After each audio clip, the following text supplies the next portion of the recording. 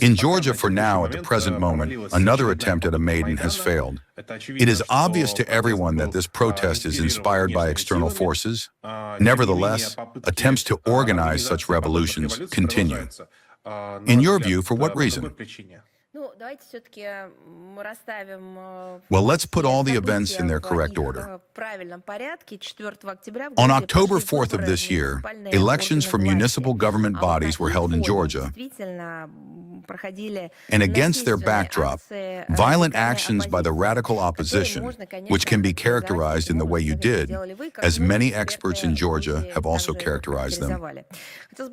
We note that international observers, representing both countries of the Global South and Western states, confirm the coordinated and professional nature of the voting. I would like to reiterate, I am citing assessments given not by us, but by the observers who worked in these elections. According to their assessment, the electoral process was transparent and competitive. Serious concern is caused by the overt interference in the internal affairs of Georgia by a well-known group of Western players. Again, to say states, frankly, is not entirely correct either. Players, representatives of the opposition connected to the United National Movement of the convicted Ukrainian citizen Saakashvili and supported by the EU and the Kiev regime, openly called for the overthrow of the legitimate government. On the evening of October 4th of this year, an attempt was made to storm one of the official buildings in the center of Tbilisi. All those old patterns which have been actively practiced in different parts of the world were used. The protesters used violence against law enforcement officers, as if they are law enforcement officers of another state and not their own compatriots. They used violence against journalists performing their professional duties.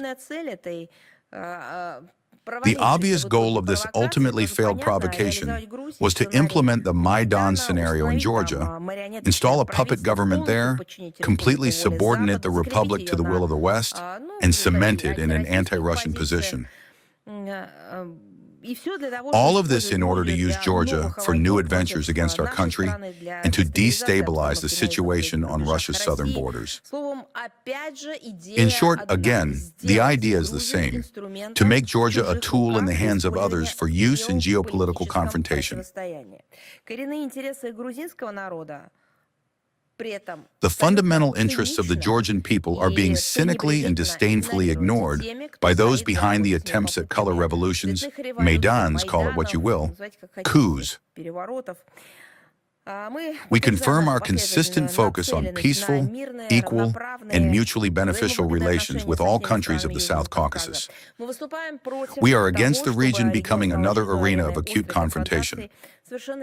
It is perfectly clear that only the aforementioned extra-regional forces, pursuing only their own opportunistic goals, could be interested in such a negative scenario, the destructive nature of which has once again manifested itself now, in these days, in this region of the world.